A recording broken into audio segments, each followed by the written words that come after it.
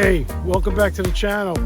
I'm glad everybody came back to visit Joe Peeps. And today's video, we're gonna do some beekeeping stuff. It's a beautiful day out, the weather's nice, sun's out. It's beautiful. It's not too bad, it's not too bad. But before we get into any the stuff we're gonna be doing on today's video, I just wanna give a shout out to my Aunt Jo. Aunt Jo, thank you for the advice, and you're absolutely right.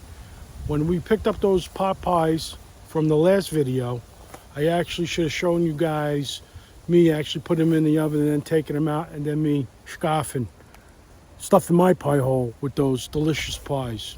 That was some good advice. I dropped the ball on that one. I think it would have been good. I would have cut them open for you and shown you exactly what was inside. I'm telling you, your mouth would have been watering when I was showing you those videos. But like I said, I dropped the ball.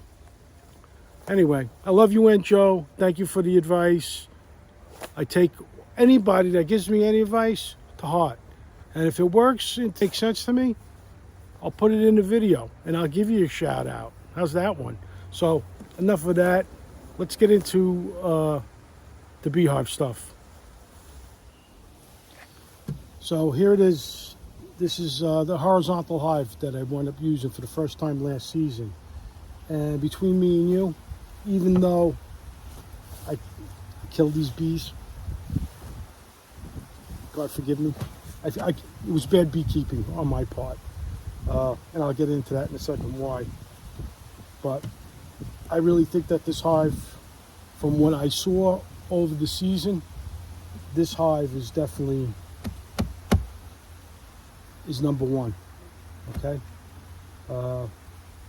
Listen, if you're a hobbyist beekeeper and you have like a couple of hives, this is my suggestion to you. I think you should go out there and dabble with a couple of more. Like, don't go all Langstroth hives. 95% of my hives are Langstroth hives. And it was only a couple of years ago I started to try out other ones because I was just curious. So I wound up coming across the horizontal hive, which to me made a little bit more sense with the rearing of bees. I'm not really into beekeeping for the honey. Most people think that, you know, if you're a beekeeper, you want the honey. I'm just really in for it, the hobby. My main goal is just to see if you can keep getting these bees to keep going. Like, I have a hive here that's a couple of years old, which I'm pretty proud of.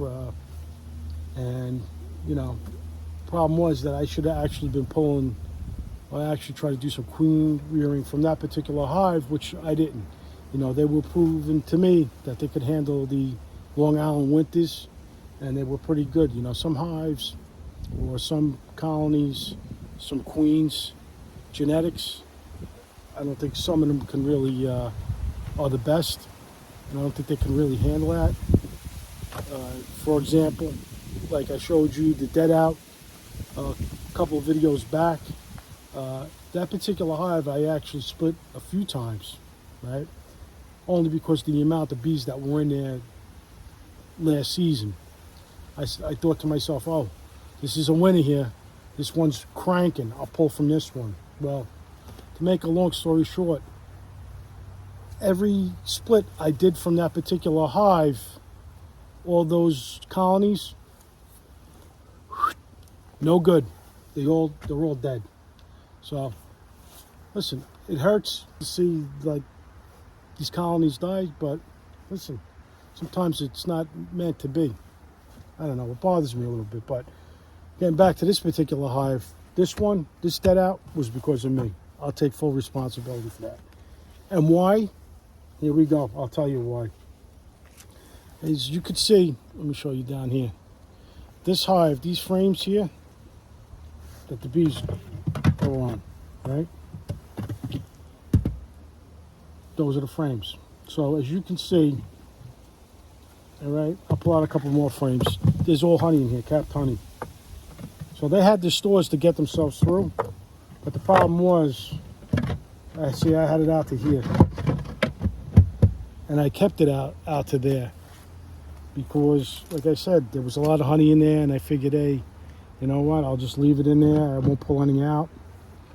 So what happened was, I guess they didn't have enough bees once again, or they had enough bees and they wind up splitting from the cluster. When it gets cold, bees cluster. That's what they do in the winter. They don't hibernate, they just cluster. And when they feel the need and when it gets warm, a little warmer in here, they actually move and try to find food. But what I think happened is some of the cluster wound up breaking off in search of food, and they didn't make their way back to where all the other bees were. And if they didn't do that, then the cold got to them because they weren't able to keep warm. And slowly but surely, I believe that's what was going on here. See, I can still keep going through. This one's like, this one's kind of heavy, both sides. So, yeah, oh, honey, like I said, it wasn't a problem. Like I just cleaned this out like last week. So these guys died relatively late. I don't want to say late in the winter, but here we are in February.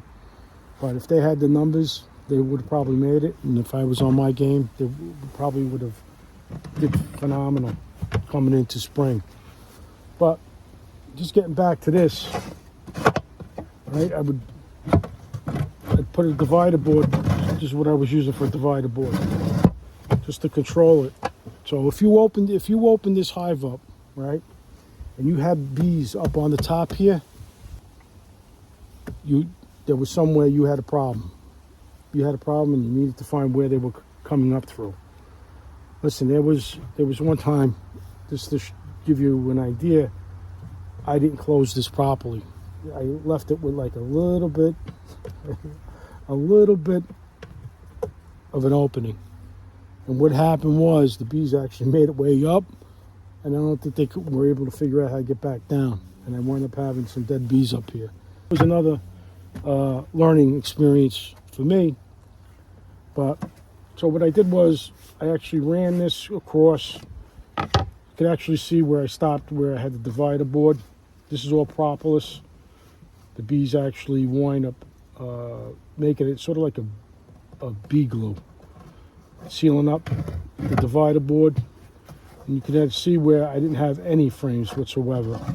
And at one point here, was the side I was using for my queen rearing. And I think I wound up putting in the two or three frames in there. I think 3 frames. This one here, this spot here, this cover, I was actually using it for a feeder. Cover the feeder. Here, I'll show it to you on this side. See, I wound up doing it this here, this little tab, and there's my feeder in there. But all in all, I think this hive worked out good. I can't wait to use it again this season. As it stands, let me get you back up here. As it stands, I wound up taking a decent hit. Out of the 10 hives that I went into winter with, I'm down to 3. And it looks like I'll be buying more bees this season. And I'm trying to get away from that only because, man, these bees are getting expensive to pick up. They really are. So, but I'm not going to pick up any more as far as experimenting with any other hives. I think this is a good hive.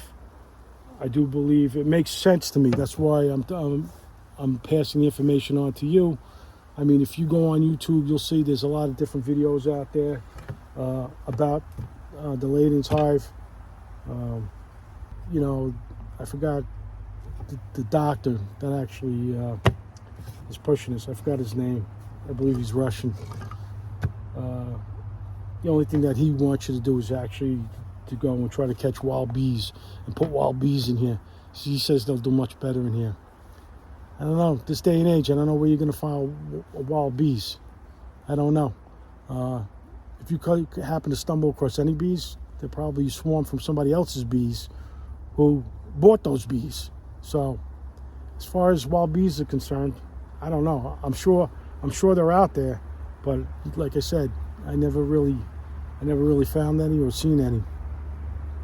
So let me take you back over to the Joe Peeps studio, and and I'll show you my version of the horizontal hive and what I think would probably work for me, or what I'm playing around with, what I'm experimenting with this season. All right? All right, so here we are. We're back in the Joe Peeps studio / the Bee Lab / the Man Cave. Whatever you want it to be, that's what it is today. Basically, I want to show you my little concept, or what I'm going to be working with, or what I'm doing for this season. And basically, I wind up taking, and this is for you people that don't beekeep, okay, and don't know what I'm talking about, so I can, you'll know what I'm talking about here. This is a deep box. This is like about 9.5 inches. This is a medium box, right? So basically what I did was, I took this box, these two boxes, and I wind up joining them together, right? Then this box, after I did that, I basically wind up wrapping it in 1-inch insulation all the ways around, making it like a giant cooler, right?